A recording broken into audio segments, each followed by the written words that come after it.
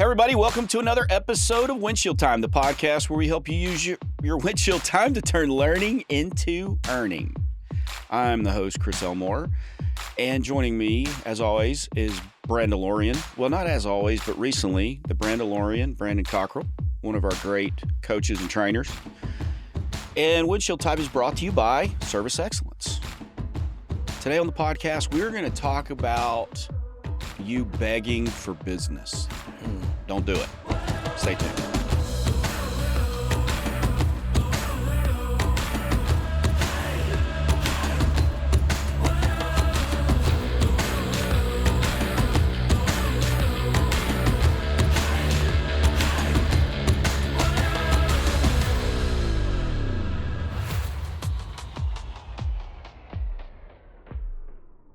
That was a little choppy on the intro, but Just one. do I got something here? No. That was me. I had something. Itch. Here's the thing on my face. My wife, I woke up the other day and she had to go to work, so she was up early. I walked in the bathroom, looked at me, and I said, I wish I didn't look so terrible when I woke up. She said, yeah, you should see your face on your podcast. Lord. She's just messing. She's busting my chops. That's been known to do that. That's it. I've been a part of it. You've been the butt of it. Alex, what's up with this? There we go. We good? We're good. Okay, Brandon. Today's question. What is the longest you've ever gone without sleep? Ooh, that's a good one. It's a good one, or it's just you have to think? No, I know vividly. Whenever I was in college and part of a fraternity, there was what we called Hell Week at the end of your Rush. And we were asked aggressively to stay up for 36 hours and not allowed to go to sleep. That's it? There was a lot of things that transpired in that 36-hour time. So what you're saying is there's a lot of things that would normally put you to sleep in that time. Mm-hmm. Mm-hmm. Gotcha. Mm-hmm. Yep. I'm sure it was not pleasant. Libation-based, pharmaceutical-based, some of it. There was I think it started out that way, but then it became like almost Navy SEAL training type stuff. Do you really hold on? I mean, do you really want to go there? Comparing it with loosely.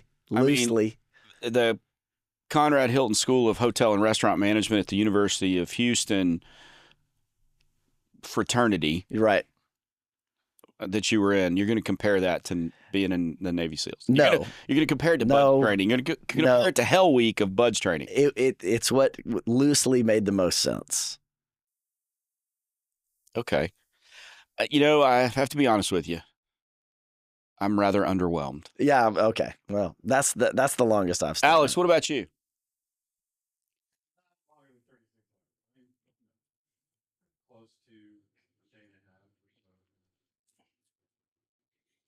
Remember when you were a child and like pulling an all-nighter was the coolest thing? No. That was never cool? No. Different generation then, I guess. No. Hanging out with your buddies playing video games all night. That wasn't a thing? I might have done that once or twice. Yeah, no, I mean, it wasn't a regular occurrence, but sometimes it'd be like, hey, a new game came out and we'd get it and we're running it all the way through. Yeah, I can remember that. The thing for us was a baseball. It was a baseball game. And I had me and two of my friends. I think you're telling me the plot to Sandlot. How do you know? I mean, the game that ended? No, because there were 9 of them in Sandlot. Oh, I got you. So, see, that's where it diverged, and you shouldn't have gone down the Sandlot Road. I got you. But we played this baseball game, and there was just 3 of us, but we played an entire 162-game season of this baseball game. Committed. And we kept score in physical scorebooks the whole time we were doing it. Wow. Yeah. Stats too? Well, no, just what was in the scorebook. We didn't go back and compile stats. Okay, I was just wondering. Yeah, but okay, so probably then. So you guys, 36 hours is it? Yeah. Come on. Yeah. That's it? I'm pretty sure. I mean, I don't know that I've done. Man, I've flown to England for business and stayed up 40 hours. Didn't even nap on the plane. Got there, cleaned myself up in the they call it the lavatory for some reason, but the bathroom on the plane was big enough. Right. Changed into my suit, shaved, cleaned up, and went to a meeting when I hit the ground in London. And then had to drive 3 hours. So at least 40 hours. Man.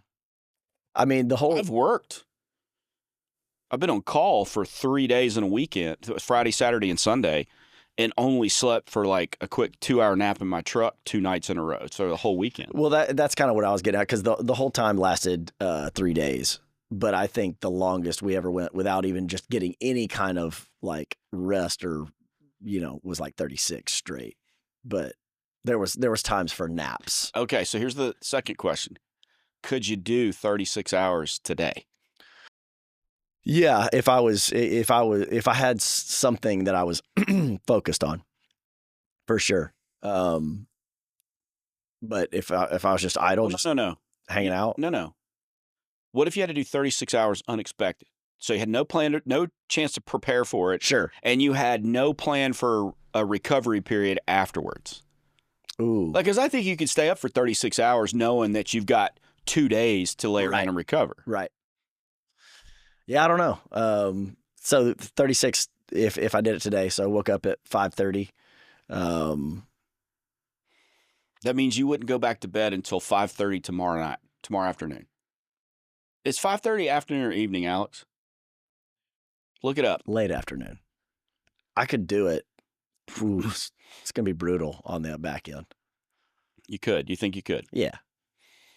Okay. Yeah. And what if you had to go to work the next day? We have to get up. You go to bed at 5:30 in the evening, but you had to be up by 5:30 the next day after staying up for 36 hours. What would that do to you? I'm going to do it. I'm not going to be my best for sure. So 5 p.m. is considered both late afternoon and early evening. What about 5:30? That's what we said.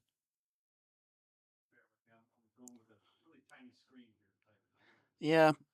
I do not accept excuses. I'm just going to have to find myself a new early giant, evening. that's all. So the 30 minutes turns it into early evening. Okay, so it's early evening. So you would have to stay up until early evening. I could do it. It's going to have a wear. Okay, hey, if you're listening, I need someone to follow the following procedure. One of you needs to send one in to us saying, I dare Brandon to do it. Okay? The next one needs to say, I dog dare Brandon to do it. The next one is a double dare, then a double dog dare, then a triple dare, and a triple dog dare. And at that point, he's committed. He's got to do it. But only if Alex comes and videos the whole thing. I'll even tolerate a slight breach of etiquette, skipping the triple dare and going straight from the double dog dare to the triple dog dare. Let's jump. Let's jump. So, in that conversation, I worked in 2 movies, and neither one of you know which one they are. What's the whole dog dare conversation about? You got me. A Christmas Story, come on. Oh, okay. All right. Flagpole. Yep. Okay. I don't accept excuses. I'm just going to have to find myself a new giant, that's all. Oh, Princess Bride. Come on, man. You're all right. How about this one? Slipping. Sit on the plastic, not the good part. Alex, you know that one. Friday? Give me the gun, Trey. Oh, no, not Friday.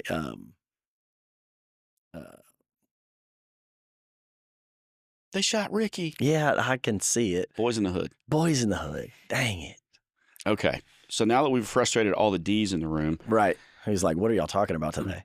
Let's get on. So today we want to talk about, was it a clickbait? You don't want to beg for the business? Right. Is that what it was? Would it have been clickbait? I don't think so. Will it be Will it be clickbait, Alex? Well, if we don't deliver. Well, no, bait is bait, whether you catch something or not, right? Fair enough. Anyway, so I said about begging for business. Right.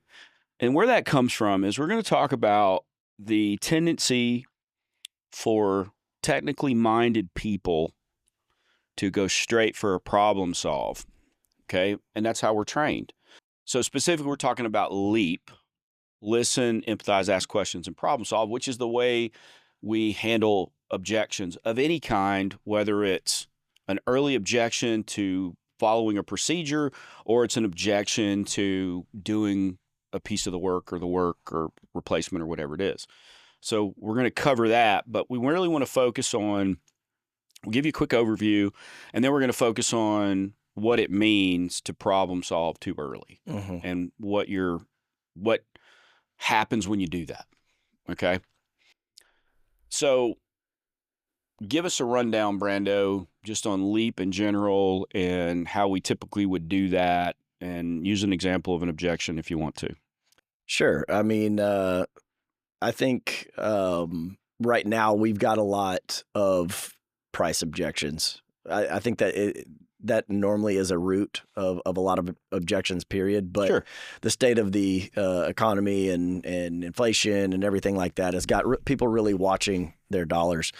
And Well, see, hold on, let me address that, because I think that is a perception that everybody believes. that, yes, but I think there's been no time When where that's not people the aren't case. conscious. Sure. There's been no time, Sure. because anytime, let's say the economy's booming, Right. wages are up, unemployment's down, the stock market's returning 15%, and eggs go up $1 because some chickens get sick. Everybody's going to. Everybody's freaking out. Sure. Gas goes up. Right. Everybody's freaking out. Yep. So, while yes, I think that, again, the media's heightened that, Sure. I don't think it's ever goes away. Right. So price objections are always there. Fair. Just want to say that. Yep. No, that's Nothing a good point. against you, but I want to make sure it's clear that there are times where it's just heightened awareness for whatever reason. Sure. Sure. Yeah, no, and I totally agree with that. But if somebody's going towards the price objection and we try to circumnavigate the LEAP method. Well, just talk about how we would handle it the right way first. Yeah, first all, we've got to acknowledge what they're saying. And best way to do that, obviously, is to repeat it back to them. Make sure that we heard and we acknowledge their position. Show them that we're listening. Right. Then the empathy statement. This is where we humanize ourselves. Yes. Because we're part of the problem at this state. Right. Well, we're that's good. associated with the problem. Mm-hmm. So with empathy, we can get on the same level. Hey, we're paying the same price for eggs. We're paying the same price for gas and all of these things. And we have problems in our lives where dishwasher breaks down. Right. And so empathizing with those customers and letting them know that we're living the same life that they are helps alleviate the me versus you conversation. Mm-hmm. Right. And then it's to understand. Well, let me visually. It's like if you empathize, you're sitting on opposite sides of the table like we are now. Right. When you empathize, you kind of move around and you're sitting on the same side of the table. Right. It's me and you versus the problem versus me versus you. That's exactly right. It's good. That's a good way to put it. That's where we want to get to. Mm-hmm. And then, like I said, this is where I tell all of my guys, just get curious.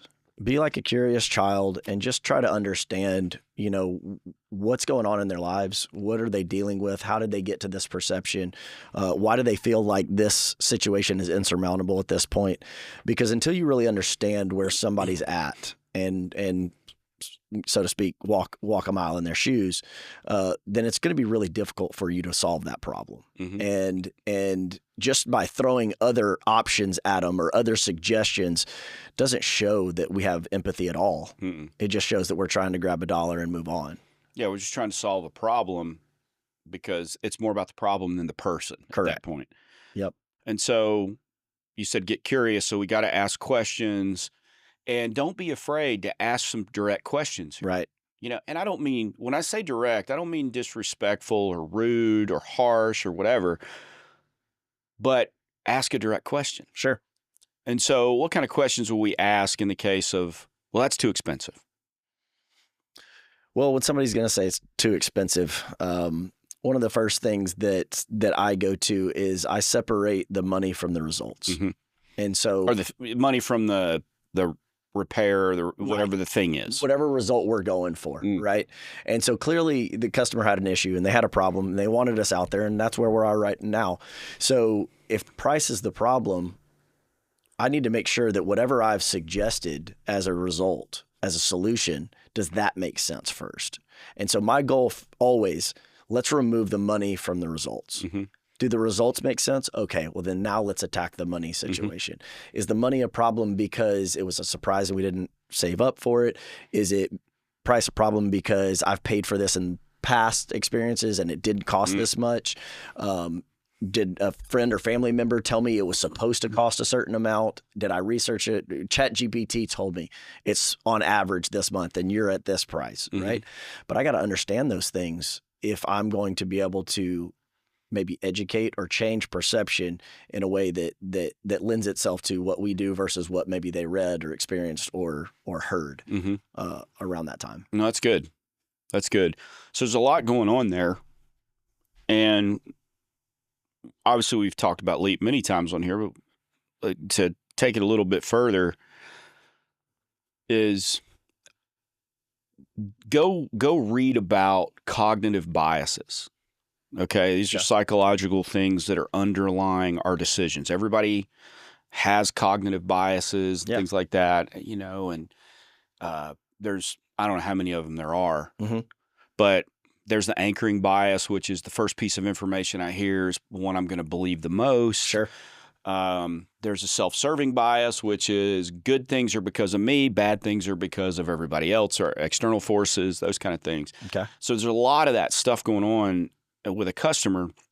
And so that helps you because I think the listening and the empathizing and the asking questions have to come from you understanding or making good assumptions about why a customer would say something. Sure. Right. And so as their reason for objecting may be deep-seated, and it could be something that's been a while, like 10 years ago, they paid $400 for it and you're charging them $850 now. Right. Something like that. Then that's all deep-seated and everything like that. But you can ask the questions to discover more. That's why I like your statement of be curious. Right. So when we listened not to respond, not to regurgitate a script or anything like that. We're genuinely listening and we're going, I wonder why they would say that. Right. Not, they said this, let me access that file in my brain and say what's written on the card. That's right. And so then when we empathize, I like what you said about you make it, that's the human part of it. And we come around and we're on the same side as them. It's not us against them over this price. And when we ask questions, we're trying to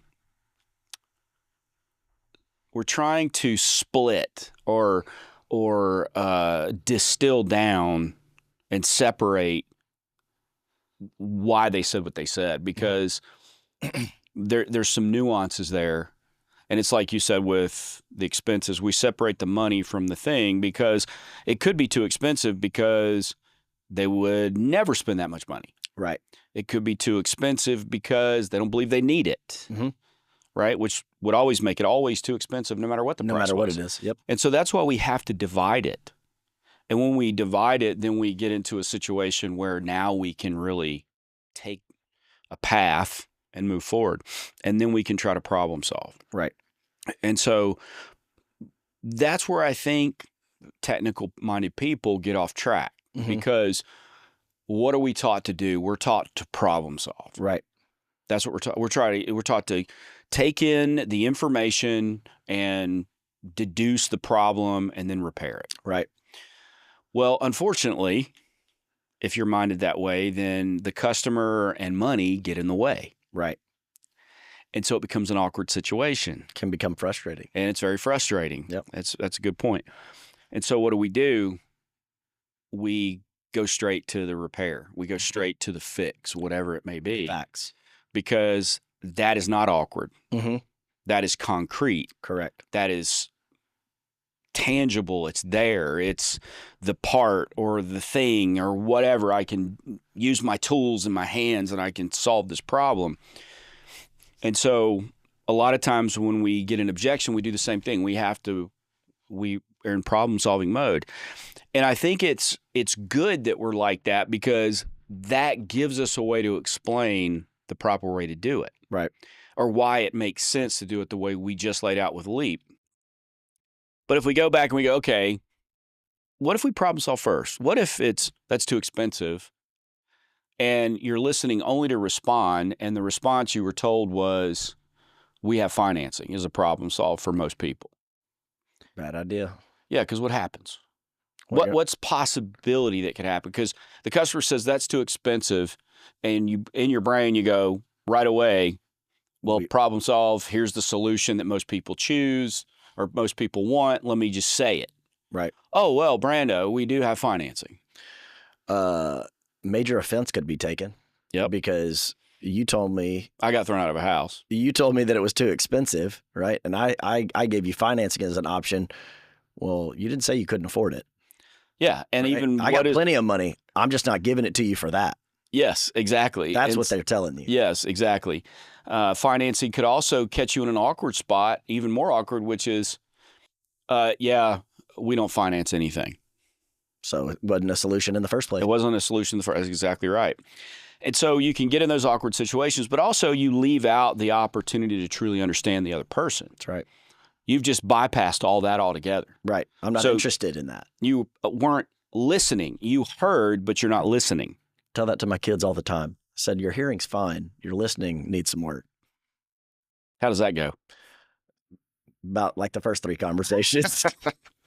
So you heard it and you respond, but you didn't listen to it because you weren't trying to understand anything. Right. And there was no empathy. Mm-hmm. So what you do now is you're on opposite sides of the negotiating table and you just threw out okay, I can get you a helicopter gassed up in the parking lot, right? Right. Well, I'm afraid of flying. Well, I'm robbing a bank and need a getaway, but I'm afraid of flying. Well, then why'd you ask for the helicopter? I didn't. You just suggested the helicopter. That's right. And so that it can be that ridiculous sounding to people.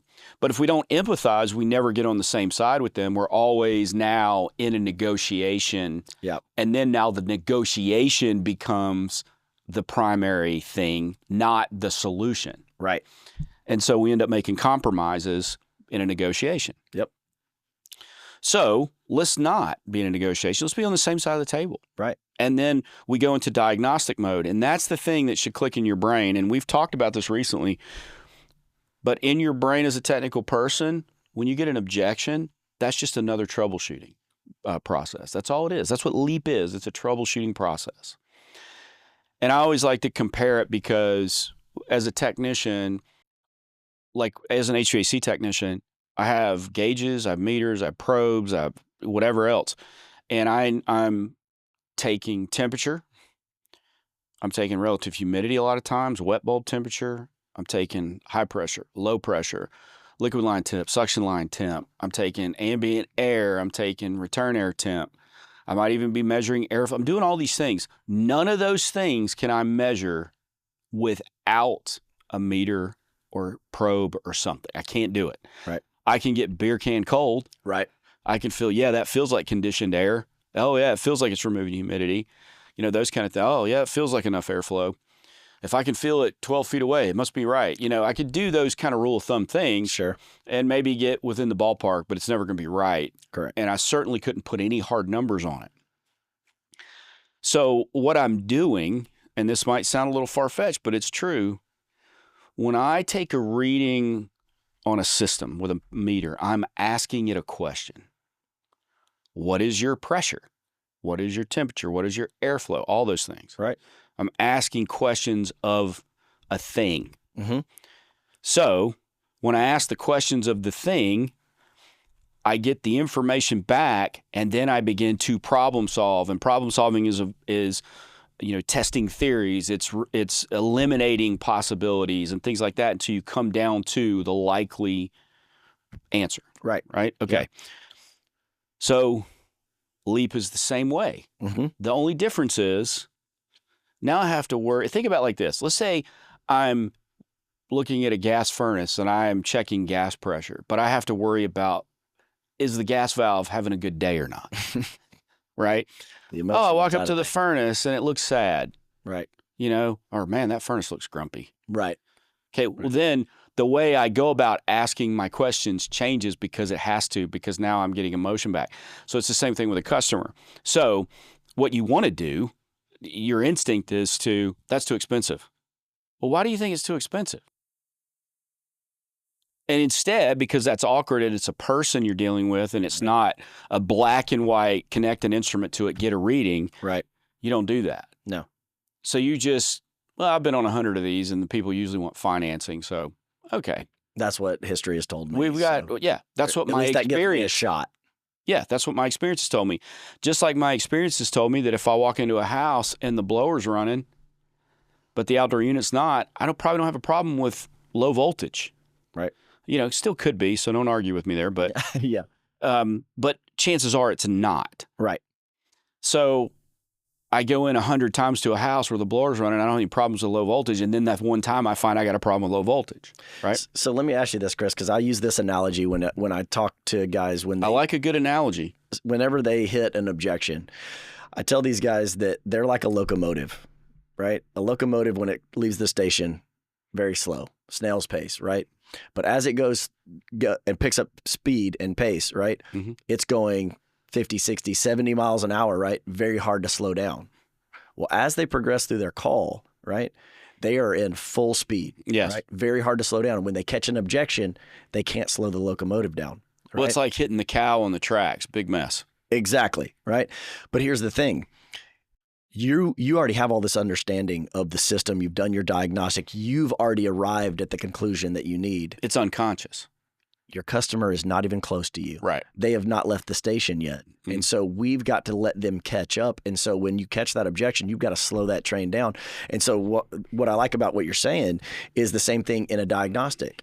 When things start to lead towards a solution, if we just jump at that rather than finish our diagnostic, we might end up coming back and replacing 2 or 3 parts that don't actually solve the problem because, well, we see it, we see the solution, and we jump on it and say, okay, we're done. I know exactly what's going to fix this, but yet we don't finish our diagnostic and don't get to the real root cause of the problem. No, that's good. I like that. So, and you went locomotive. I mean, you went old school instead of train. Yeah. Yeah. I mean, you went full on. Oh yeah. Steampunk on me there. Right? Yeah. Alex, do you know what steampunk is? He says, yeah, of course. I think I was introduced to that when I think Todd brought that up at some point in one of our lessons talking about steampunk. And I was like, I didn't know if it was a type of music or what was going on, but okay. It's a whole genre. There we go. I think I've done how many episodes of this podcast? And I think that's the first time genre has ever been mentioned. But hey, it's not a podcast until you get a French word in it. That's true. That's true. Right? I've never heard that before, but we started that here. Yes. But so I like comparing LEAP or handling objections to troubleshooting because I want you to think about it this way. If you hear something and you then immediately suggest a solution, it's kind of like a person calls you on the phone, hey, my furnace isn't working and I feel the air, but it's not, it's cold air. It's not warm air. And you go, oh, that's easy. Just replace the high limit. Is it going to be the high limit once in a while? Probably. Could be. But what about if it's the flame sensor or the gas valve or the rollout switch or the vacuum switch? Of course, any of these things you know about. Of course. But Alex, do you know what any of that is? Good. So he said no. So it would be like me taking the slimmest amount of information and suggesting a fix confidently or saying, well, hey, I think maybe you should just replace your flame sensor. What do you think about that? The customer's like, what? But no, I don't even know what that is. Why would you suggest that? Yeah. Or I have these reasons over here where that won't work for me. And it's the same thing that if you get an objection and the first thing you go to, oh, it's too expensive. Well, we do have financing. Then you might as well just fix stuff over the phone, and you would never dream of doing that. Nope. Ever. I mean, heck, even talking to someone else technical about something, you tell them, yeah, well, we got there, it was blowing cold air, so I checked it. It was just, it was the upper limit. And the other tech would be going, oh, okay, well, did you check this? Right. Did you check that? Oh, so this was fine. That's how it would go. Absolutely. So even talking to another technical person, you're suspect of their solution because you weren't there. Exactly. So you need more information. You need more information. And so it's the same way. If I problem solve first, and service excellence, we like a good acronym. I mean, we got a few. We're like the government on the acronyms. We got it cornered. We got a few. Yeah. We got a few. And so LEAP is an acronym, as we talked before: listen, empathize, ask questions, problem solve. So think about the progression of that. Okay. Well, I listen to understand you. Then I make an empathy statement to show I'm on your side. We just want to solve this problem. Mm-hmm. I ask you questions to understand more about the issue. And once I've asked you those questions, then I can suggest a problem solve. Mm-hmm. Once I've figured out what the true issue is, I can suggest a problem solve. Well, if I don't do that, it's now the letters, you put the P first, okay? Because I don't listen, I hear. Right. But so we start with the problem solve. Then once the customer rejects the problem solve, now we're trying to understand why. So we're listening now. And then empathy becomes, I'm sorry. Oh, I understand what you mean now. Yep. And you end up apologizing. Right. Because you didn't know. And then you ask questions because you didn't ask questions for it. So that spells plea, which means I'm begging at this point. And it's too late. Yep. You got a lot of backtracking to do. Yep. So in the technical world, think about it.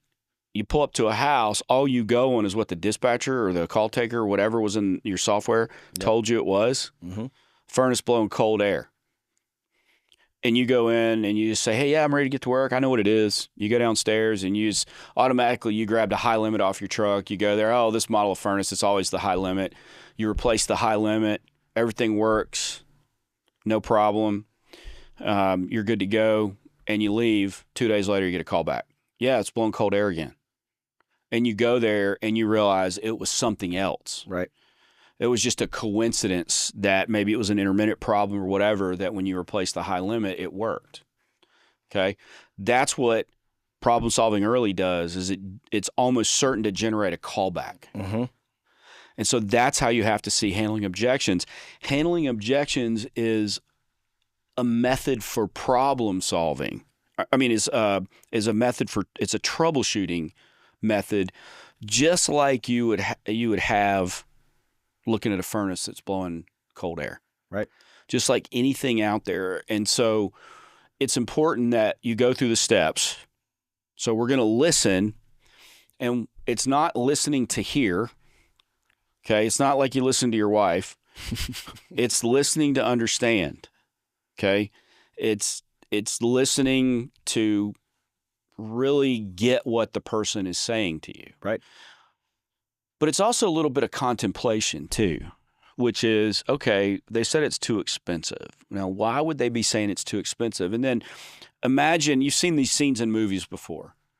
Somebody says something and all of a sudden everything stops and they zoom in on, like maybe Alex, they go in through a front shot and go into the person's eye, and then they're going back into their memory. Right. And the person's rewinding the scene to, why did this person just say that? Okay, wait a minute. So when I pulled up, I noticed that they had 5 cars in the front yard on blocks, and oh yeah, they're single wide. There was no skirting or wheels on it. Right. I saw that hot tub in the side up on center blocks with a hose running into it. Everything in the house is a cigarette brand bought with miles from the cigarette packs. Right. Okay, so maybe money is a challenge here, but I still don't know that. Right. Okay, is the work that I'm recommending extensive? Are they going to spend a lot of time, a lot of money, or a lot of motion, or more, or either or all of those? Sure. Why would they be saying that? So there's that moment where everything stops and you think through all those things. Or it's not that you're necessarily thinking through it, is you've cataloged those things Right. as you've been going along. And when you hear it, you're like, okay, well, maybe this is contributing to why they're saying that. Sure.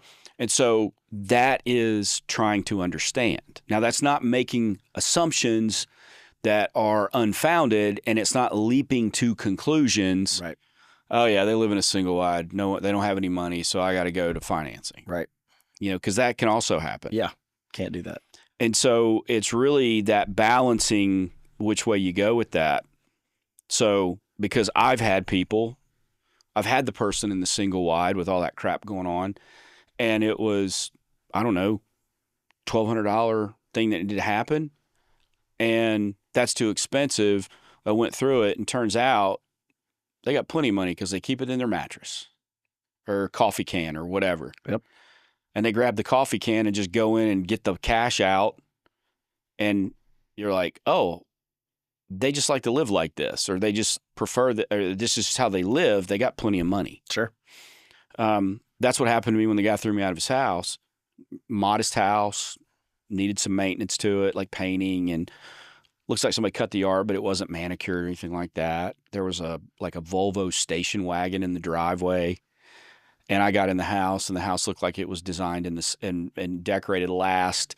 The people who decorated the Superman movie, the original Superman movie, decorated this guy's house. He was not from the U.S., and he spoke with an accent. Sure. And he told me it was too expensive. I went right to financing, and he blew up. No, he blew up. That. And then because we were already over in the utility room, which is next to the garage door, he walked me out through the garage, and there were 2 Ferraris under tarps in his garage.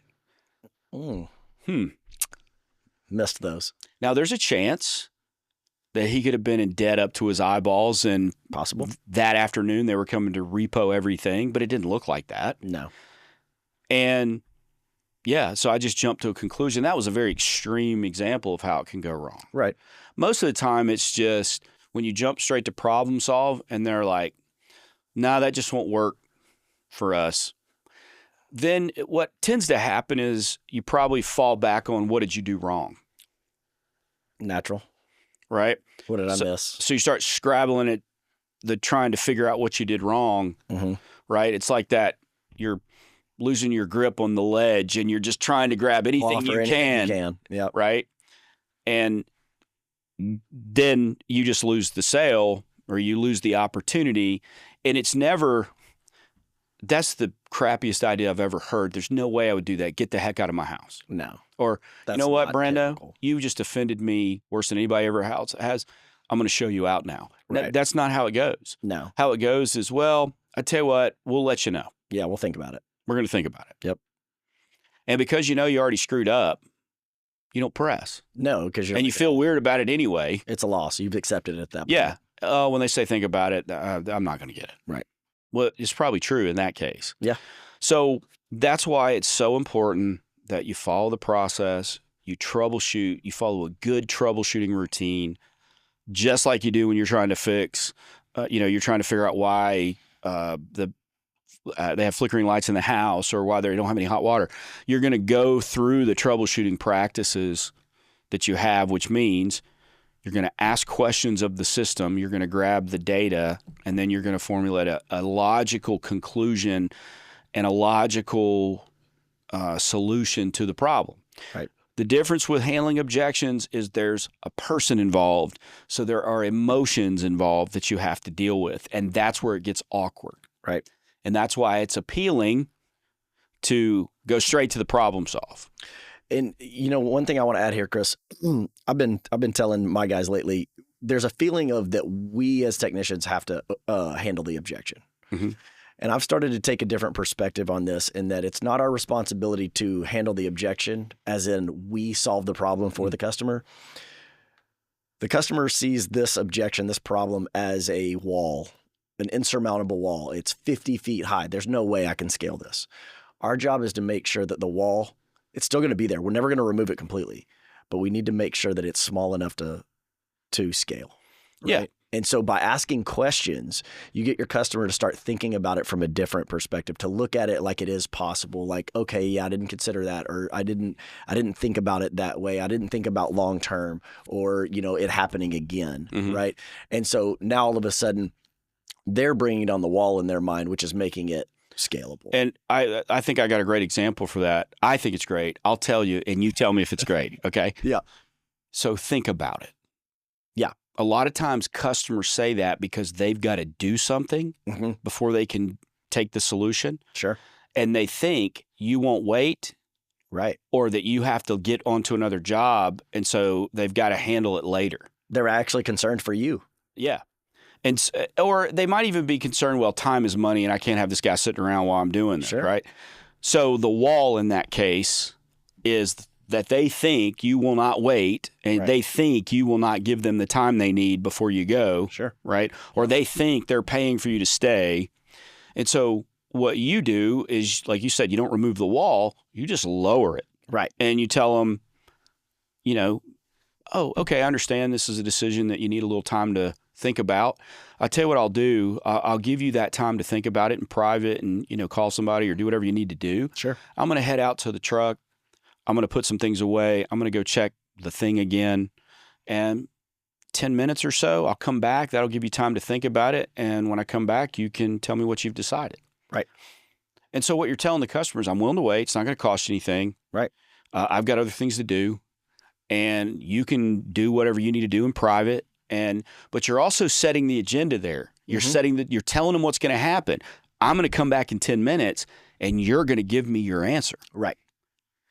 So that is you lowering the wall, to use your metaphor, lowering the wall. Right. So it's easier for them to get over. Exactly. And so that's why that handling, think about it that way, is really good. And that's another podcast. But sure. Great stuff, if I do say so myself. And I thought it was good. And if you're like me, and I know I am, it was good. I would agree. You would agree with that? I would agree. If you want to know more, you can reach me at elmore@serveextra.com or 254-733-7109. Or if you want to talk to Brandon, this is your cue where you give your information. Brandon@serveextra.com or 254-749-3867. Of course, you can always go to our website, www.serveextra.com, servextra.com. Check out blogs, previous episodes of the podcast, like and share it, send us suggestions, download free stuff. Check out our upcoming workshop dates for our tech series and our sales series. So, Brandon, what do we do here at Service Excellence? As always, we turn learning into earning. I like that was authoritative and you had to nod. Yeah, you like that? Yeah. Bye, everybody. I added that one.